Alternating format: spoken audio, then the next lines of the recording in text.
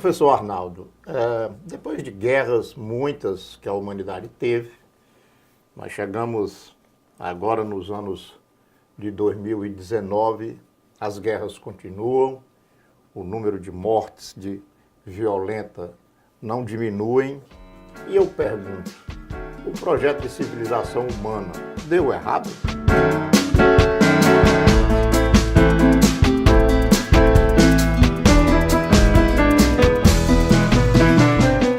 Bom, a gente sempre discute que projeto era esse, que civilizatório era esse. Na realidade, assim, sempre existiu a busca por um poder, a busca para dominar o outro, dominar a natureza e se sobrepor de qualquer forma a qualquer situações que eu pudesse ter o domínio. Então, essa necessidade de dominar, de ter o controle, é muito do humano. E isso, ao longo do tempo, foi sendo aperfeiçoado. E as guerras vieram para dar resposta a isso. Nenhuma guerra foi feita em nome da paz, mas todas elas dizem que é em nome da paz. Na verdade, são uma matança, são testes hoje de armas de fogo, a indústria bélica financia. Então, o que a gente percebe hoje é que, do ponto de vista dessa ideia de civilidade, nós estamos num processo ainda de tentar entender o que é que nós estamos chamando de civilização, o que é civilizatório. Porque antes tinha aquela ideia eurocêntrica. Quem não tinha os comportamentos, as ideias, as religiões, a política, a economia, as práticas socioculturais dos europeus eram vistos como incivilizados. Vamos falar de políticas públicas, professor. A saúde é uma política que era para ser pública, mas uma empresa aqui, um plano de saúde acolá, acabaram fazendo com que boa parte da saúde no Brasil seja bancada pela iniciativa privada.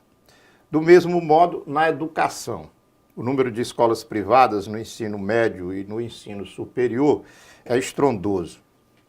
A segurança no Brasil tinha como iniciativa privada mais ações de loja, como venda de cerca elétrica, portões eletrônicos e serviços individuais de segurança, de quarteirão, residências. O senhor acha que é chegada a hora de radicalizar na privatização da segurança do cidadão? Não, aí eu acredito que será mais um equívoco dessa ideia de política pública. Mesmo sendo equívoco de quem comanda as políticas públicas, mas o senhor não sente no ar esse desejo da privatização da segurança pública? Bom, esse desejo ele é fomentado. Todo desejo ele é estimulado. O desejo ele não nasce do nada. Então o que acontece? A gente tem que analisar, do ponto de vista sociológico, é que a necessidade de privatizar a segurança, a educação, ela foi fomentada com um processo de mercadorização, inclusive das relações sociais e interpessoais. Então, a partir dos anos 90, começa um tipo de sociedade que o processo de mercantilização, de individualização, de incerteza, de insegurança, com a globalização, que é o principal fator aí, é a globalização, o crime hoje ele é global. Por isso que é muito difícil você trabalhar com políticas públicas locais pensando num fenômeno que é global, como é a criminalidade. Então, essa ideia de privatização, ela vem a partir do momento em que o medo se torna uma mercadoria, o medo social. É muito comum hoje você passar pelas ruas, pelos semáforos das cidades, e você vê a entrega de panfletos, de folders com condomínios fechados, loteamentos, e ao invés de colocar lá o material, a qualidade, outras coisas mais que interessariam do ponto de vista arquitetônico, não. Segurança total, cerca elétrica, câmera, cães, não sei o quê. Ou seja, você está criando um presídio de segurança máxima privado chamando de condomínio. E cada um em uma cela por andar, que é o apartamento por andar. Então isso aconteceu por quê? Com o estímulo do medo, o uso do medo como uma mercadoria, o medo social.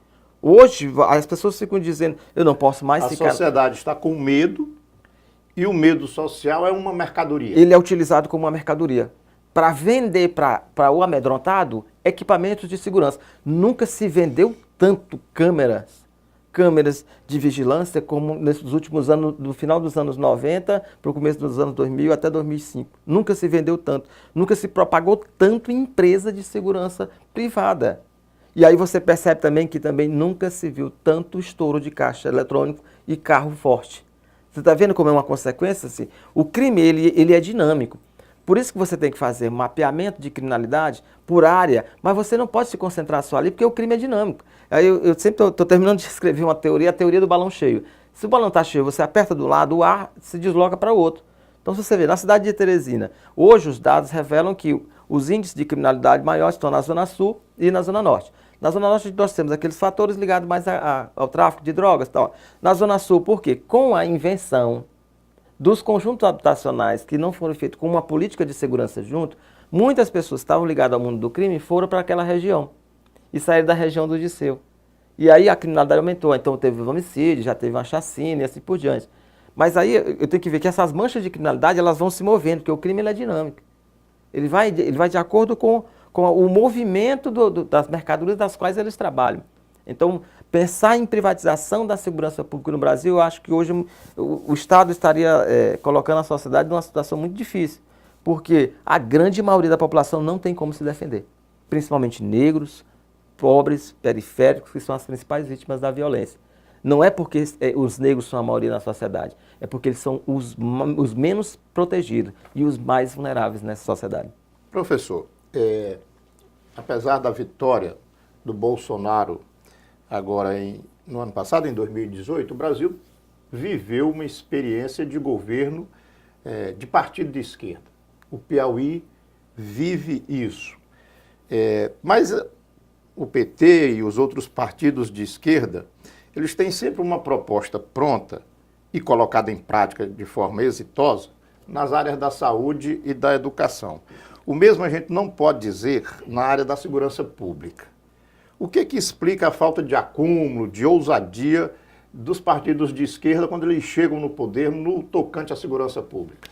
É porque assim, pensar em segurança pública, primeiro você tem que ter um plano nacional. Para se fazer um plano nacional de segurança, isso leva tempo, porque você tem que fazer um diagnóstico do país inteiro. E como eu lhe disse, o crime ele é dinâmico. Então eu tenho que estar fazendo esse diagnóstico e ao mesmo tempo acompanhando essa dinâmica, para poder entender como é que o crime se move no Brasil. Então, tráfico de armas, então, para não fazer políticas equivocadas. E aí, de esquerda ou de direita, veja, uma política equivocada, mandar o exército para os morros carioca. Pronto, ali é uma intervenção militar, está comprovado de fato, não resolveu. Então o problema não era esse. Então quantos policiais não foram assassinados nessa ideia de enfrentamento? Porque eu vou enfrentar um adversário, que é o crime organizado, sem entender um pouco sobre essa dinâmica. Então a partir do momento que os governos de esquerda ou de direita não se preocupam em fazer um plano de segurança, ou não tem um plano de segurança, essas ações elas tendem a ser mais por efeito midiático, pressão midiática, clamor popular e assim por diante.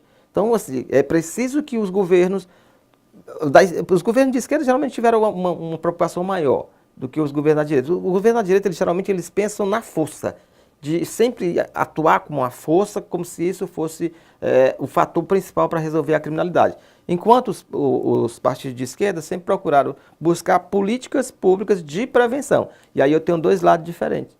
E esses dois lados, do ponto de vista prático e dos dados que nós temos hoje, é preferível trabalhar com políticas de prevenção do que de enfrentamento.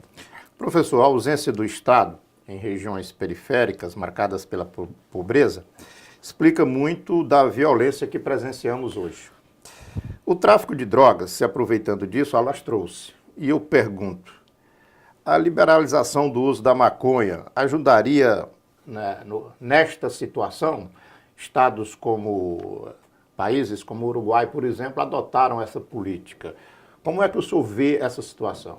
Bom, eu seria até a favor da descriminalização da maconha se o Estado brasileiro fosse capaz de fiscalizar, tivesse efetividade, coisa que ele não tem. Portanto, eu não posso concordar. E que se eu colocar que o tráfico de droga é um elemento importante, um dos fatores importantes no processo de criminalização, ou melhor, no processo de violência, de criminalidade no país, se eu liberar a droga hoje, a tendência é que esse consumo possa se desenfrear ainda mais e gerar ainda mais violência. Lógico que eu conheço pessoas que têm uso de maconha por questões medicinais, a cannabis sativa, não tem problema nenhum, outros países já fazem isso. Mas liberar, eu acho que o país não tem ainda essa ideia de flexibilizar a droga, não vai dar certo nesse país, porque não existe uma prática social, uma educação para isso. Então, se você vê, por exemplo, as periferias, elas são abandonadas pelo Estado, o Estado está presente apenas com a polícia. Mas as escolas estão lá. É que não existe uma vontade política.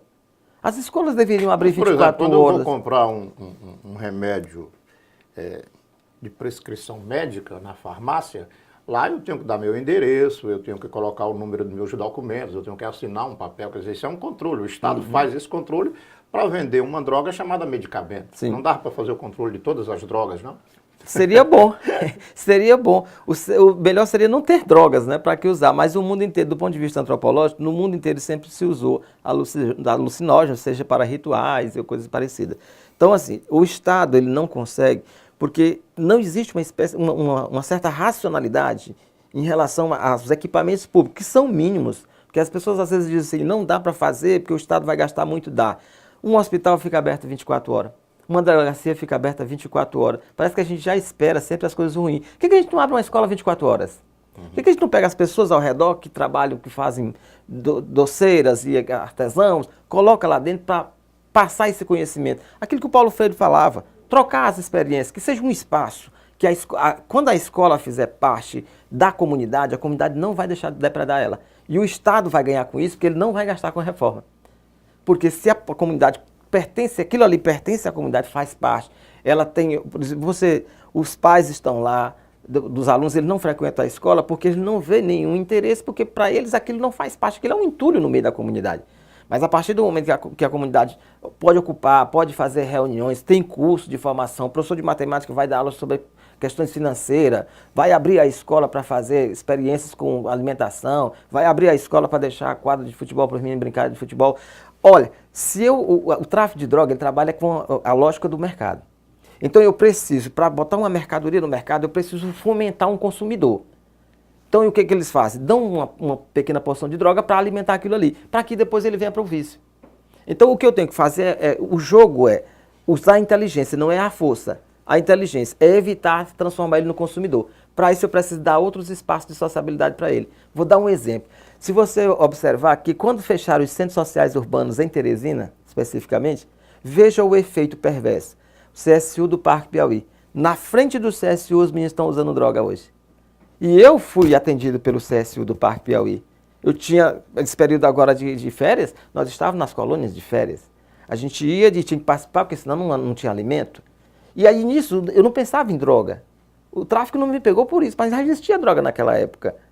Então, do mesmo jeito de ser, quando fechou, o efeito foi perverso. Então, temos que abrir espaço de sociabilidade para a juventude, para que eles possam se expressar, que eles possam ter visibilidade. Para competir com o tráfico de drogas. Sim, de forma inteligente e não com a força. Aí eu não preciso abrir mais 100. Eu não vou precisar, o 100 ele vai sempre existir, o presídio vai sempre existir, a delegacia vai sempre existir, porque sempre alguém vai desvirtuar a norma, a regra, é esperado. Da humanidade. Sim, mas agora a gente precisa ter de forma inteligente, não é força. Eu não sou a favor de teoria de palmada, de que a palmada vai resolver alguma coisa batendo. Não vai resolver. Vai resolver quando eu for respeitado, desde criança, me respeitar os valores. Hoje você vê um adulto, passa a ver uma criança na rua, ele não tem mais a preocupação de cuidar daquela criança. Muitos querem explorar. Professor, o governo Bolsonaro, como uma das primeiras medidas aí nesse seu início, flexibilizou o acesso às armas de fogo. Como é que o senhor viu essa ação do governo? Didaticamente, eu posso analisar essa flexibilização pelo ponto de vista político. Tudo bem, ele prometeu numa campanha para os seus seguidores delirantes, que acreditam, quem são esses seguidores delirantes? Aquelas pessoas que acreditam, que são fanáticos, que acreditam que a violência se resolve com força, que bandido bom é bandido morto. Portanto, são pessoas que estão do lado da direita pensando que direitos humanos é direito de bandido. Por outro lado, é que bandido bom, bandido morto, é que a força vencerá o mal. Então essas pessoas estão ligadas a uma perspectiva de direita, que eles não estão preocupados com uma questão de prevenção, uma questão de usar, de combater o crime de uma forma inteligente. Então, se eu vou flexibilizar, do ponto de vista político, ele está cumprindo a sua promessa. Eu, como sou um democrata, eu acredito na democracia e luto por ela, tudo bem. Tá dizendo, disse aos seus seguidores delirantes que iria fazer isso. E ele ainda disse mais. Isso é apenas a ponta do iceberg, porque ainda tem o processo que é de flexibilização do porte. porte. Agora, De andar nas ruas. De andar nas ruas, isso. Então vamos agora a pensar assim. E do ponto de vista sociológico? Olha, em 2016 foram assassinados com arma de fogo 64 mil pessoas no Brasil. É uma guerra. Em 10 anos, ocorreram mais de 500 mil de mortes, principalmente com arma de fogo. Em 10 anos, o Brasil superou o número de mortes, de assassinatos com arma de fogo, 30 vezes mais do que a Europa inteira. O que há de comum em tudo isso? A arma de fogo. Bom, se ela é um elemento da criminalidade e um elemento dos assassinatos, se eu flexibilizar a arma de fogo num país que já mata com arma de fogo, a tendência é que o número de homicídios com arma de fogo aumente, porque eu vou ter mais armas. E dentro dessas regras que foi colocada essa flexibilização, no espaço urbano as pessoas podem ter até 4 armas. Isso é uma loucura, isso beira a irresponsabilidade, com base no contexto que a gente vive de violência.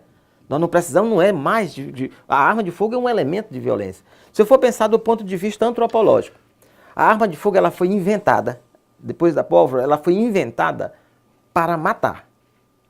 Era para caçar animais, era para matar. Com o passar do tempo, ela foi sendo usada para matar pessoas, para resolver divergências interpessoais.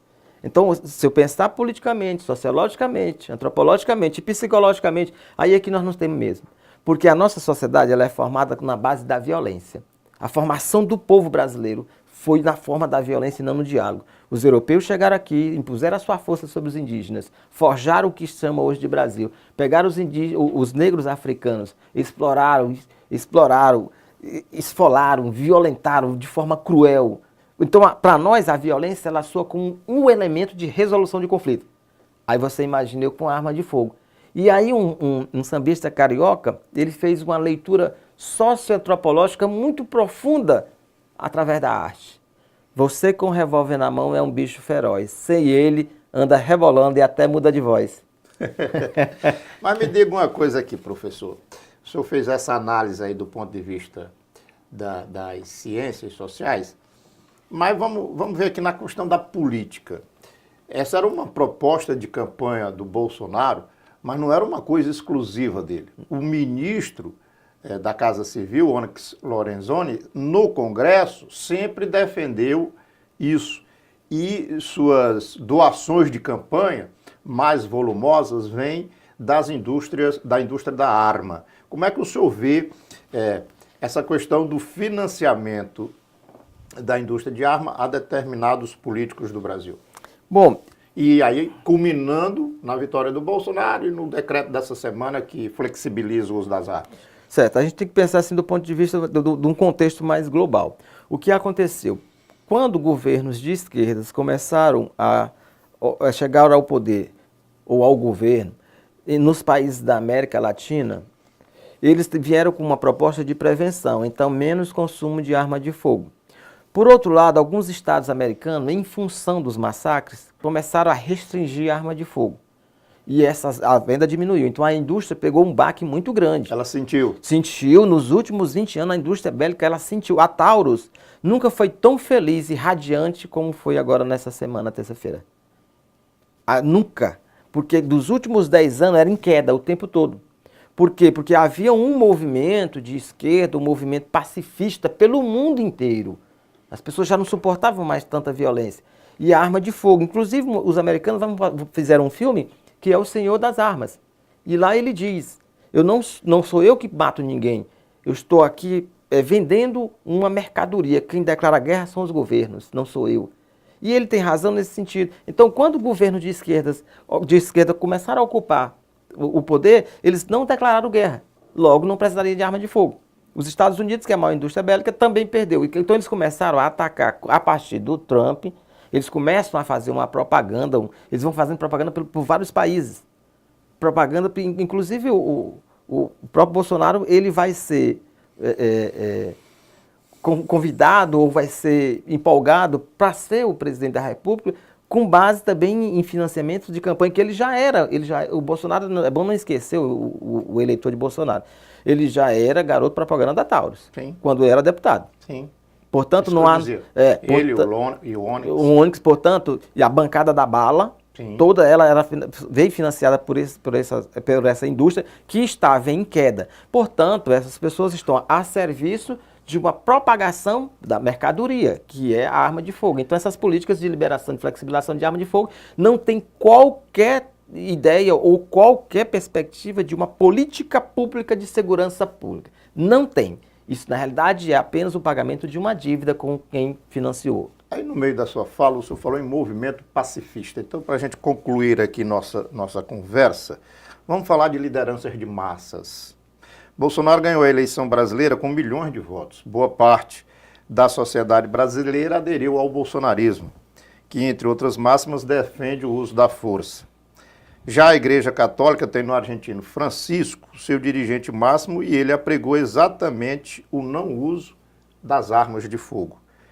Quem seguir, professor? O Papa Francisco ou o presidente Bolsonaro? Não tenho a menor dúvida, respeito, é legítimo, ele foi eleito, lembrando que essa eleição, mais de 40 milhões de pessoas não votaram, então há dúvidas em relação a essa unanimidade, esse ufanismo, esse falso nacionalismo brasileiro. Mas, sem dúvida nenhuma, do ponto de vista sociológico, antropológico, psicológico e jurídico, para além de Moro, o Papa Francisco, sem dúvida, ele trabalha numa perspectiva muito mais ligada ao respeito às pessoas, à dignidade das pessoas, e infelizmente o que a gente percebe é que, do ponto de vista político, o Brasil não está experimentando nesses primeiros dias, e parece que essa nuvem vai demorar um pouco mais, essa nuvem está se escurecendo cada vez mais. Então eu prefiro acreditar e prefiro praticar aquilo que o Papa Francisco vem apregoando. E como é que o senhor vê, agora sim para finalizar, como é que o senhor vê um país tão religioso como o Brasil, de maioria católica, mas já agora com uma grande predominância de um grande número de evangélicos, de qualquer forma evangélicos ou católicos, devem seguir a palavra de Jesus. Como é que o senhor vê na religião essas características e na política essa louvação ao uso do revólver, das armas de fogo? Sempre lembrar assim, Toda contradição dessa sociedade? Aparentemente sim. Assim, a busca pelo poder na política, se você cria um partido, é para buscar o poder. É ingenuidade dizer que vai criar um partido para ficar batendo palma para alguém. Nas religiões também se busca o poder, é uma instituição secular que existe vaidade, existe prestígio, poder dentro dos seus membros. O que a gente percebe hoje no Brasil é que, e em qualquer situação, toda vez que você vê uma sociedade cheia de desesperados, qualquer coisa que você diga a ela, com a perspectiva de mudança para aquilo que ela imagina que seja a solução, e no nosso país nós temos uma sociedade que ela carece muito de justiça. Justiça mesmo, justiça do judiciário, justiça social. Então a gente é muito angustiado por isso. Então qualquer coisa que nos mova ao justiçamento, a gente vai ao linchamento, porque que a gente descarrega toda essa dor que a gente sente desse judiciário, né, seletivo, né, dessa justiça social que fica minguando as coisas para a sociedade, uma humilhação tamanha. Então um medo social e desesperado do Bolsonaro aparece como o salvador da pátria, como o Sassamutema. É um grande engano na realidade. Está se usando desse medo social, desse desespero das pessoas, com a situação que a gente vive hoje, prometendo a elas aquilo que não tem. O governo Bolsonaro, o presidente Bolsonaro, ele não tem um plano de governo. O governo Bolsonaro não tem um plano de Estado. Nós estamos sendo guiados em alto mar, à deriva, apenas por intuição. Na direção dos ventos. Dos ventos. E eu espero que de lá para cá não tenha um tsunami. Porque dessa forma, sem plano de segurança, sem plano de educação, sem um plano nacional de saúde, para onde vamos? Vamos ficar só nesse ufanismo? Que agora o capitão chegou? O capitão chegou. E agora? O que vamos fazer? Se o capitão não tem um plano? Não tem um plano de voo e vai pegar esse avião e vai nos guiar para onde? Sem plano de voo. Isso é um voo cego. Não tem plano. Qual é o seu plano de segurança? Liberar armas? Flexibilizar o uso de maconha? Liberar álcool para menores? Essa proposta é totalmente equivocada. Assim, e com respeito até ao telespectador, assim, é de uma beira de uma irresponsabilidade tamanha. Porque, assim, falava-se tanto em corrupção. Olha o filho. Assim, veja como é que isso funciona. Então, acho que nós podemos pensar assim, é que se não pensar numa política de segurança, numa política de saúde, num plano de Estado, num plano de governo, fica muito difícil, nós vamos ser guiados mais por intuição ou por uma pressão social ou mesmo por uma comoção midiática. O senhor falou aí de faixa etária, professor. Talvez venha nos próximos dias uma proposta aí da redução da maioridade penal, para combinar com essa flexibilização do uso de armas. Exato. Aí vem a outra indústria, que é a indústria do encarceramento. Exato, que essa lógica é uma lógica made USA, uma lógica americana. Quem inventou esse negócio de encarceramento em massa começa lá com aquela história da tolerância zero, do Rudolfo Giuliani, que fez uma cortina de fumaça, dizendo que resolvia a criminalidade de Nova York. O problema foi o seguinte, muitas pessoas é porque não sabem. Lá existiam muitos mendigos, lá existiam muito drogadito, lá existia muita prostituição. Isso enfeiava para os turistas, né? Nova York ficava sujo. Então eles fizeram essa política de tolerância zero para varrer daquele espaço, botar os luminárias e criar um espaço e esconder os miseráveis, esconder os drogadictos. Então essa política, e depois uma política de encarceramento em massa. Mas eles estão lá, só que encarcerados. Isso, estão encarcerados. E aí logo em seguida, de novo, como eu vou dizer a você, a mercadorização. Esses encarcerados passaram a ser mercadorias. Aí logo em seguida a privatização do sistema prisional. Se eu tivesse apostado na Mega Sena e ganhasse, eu iria investir em presídios. Agora com esse governo. Ficaria rico. Porque essa é a lógica que vem aí, de encarceramento, de mais jovens. Olha, nós adultos às vezes somos muito covardes, porque passamos da adolescência e agora viramos as costas para os adolescentes e crianças, ao invés de protegê-los. O ECA, muitas vezes eu vejo pessoas falando que o ECA defende bandido. Eu pergunto logo se a pessoa conhece quais são os princípios que regem as leis do ECA. E ela me diz assim, o quê? Ela não sabe nem o que está dizendo, Senhor, perdoai esta alma. Né? É o princípio da proteção integral, o princípio da dignidade da pessoa humana. Assim, as pessoas falam sem entender, elas ficam reproduzindo coisas sem saber. Reduzir a maioridade penal não vai resolver a criminalidade juvenil. Vai criminalizar a juventude. Porque aí o Estado, mais uma vez, covardemente, ao invés de propor políticas públicas de proteção, de desenvolvimento integral de crianças e adolescentes, ele prefere encarcerar. Produzir em cativeiros, porque as casas que deveriam cuidar desses jovens também não têm estruturas, não têm apoio, não conseguem fazer o seu serviço, que é reinseri-lo na sociedade. E esses jovens, à medida que eles vão saindo, eles cometem crimes ainda mais graves. É só você pegar as entradas. A primeira entrada geralmente é por tráfico, é um furto, coisa pequena. A segunda já é um latrocínio. Olha como ele se aperfeiçoou de uma forma perversa. E aí ele vem para a sociedade dos adultos, ele diz, é assim que vocês me criaram. Agora vocês vão ver o que ele responder. Aí o Estado vem por outra forma e empurra a polícia para confrontar contra esses jovens que o próprio Estado criou. De forma covarde. Nós aqui, por exemplo, nós temos rios, poderíamos fazer especialistas em canoagem. Eu ficava pensando como é que o Brasil perde uma competição de canoagem com a quantidade de rios que tem. Aí a gente descobre, cadê o plano de desenvolvimento pelo esporte? Não tem. Então não é reduzindo a maioridade penal, é dando condições, espaço de sociabilidade. Vamos pensar aqui em Teresina, espaço de sociabilidade. As pessoas dizem, porque não querem. Não querem. Quem conhece aqui a Vila Irmandu sabe a distância até o Parque da Cidadania e o Parque Puticabana. A passagem de onde é 4... o Parque da Cidade. O Parque da Cidade que ainda é mais longe. Então, assim, você tem, a passagem 4 e 5, dá 8 e 10. 8 e 10 de frango dá almoço e janta. E aí, em vez de procurar o lazer, eu vou para a subsistência. E aí, talvez, as pessoas que às vezes ficam chateadas aí com o governo de esquerda, os governos de esquerda talvez tenham uma sensibilidade maior a esse tipo de situações. Então, assim, os equipamentos públicos do Estado têm que estar mais próximos. E os que já estão lá, abrir para a comunidade. Eu não preciso reduzir a maioridade penal. Em nenhum lugar resolveu. Não é a idade cronológica fator de criminalidade. Não tem uma idade certa. Na realidade é porque eu posso, com isso, reduzir ela futuramente para 14, para 10, para 11, para que quando uma gestante pobre chegar para fazer o seu pré-natal, o médico já possa dizer, o médico que foi formado lá na elite da direita possa dizer, essa criança já tem cara de bandido. Dá para ver aqui pela a ressonância, né?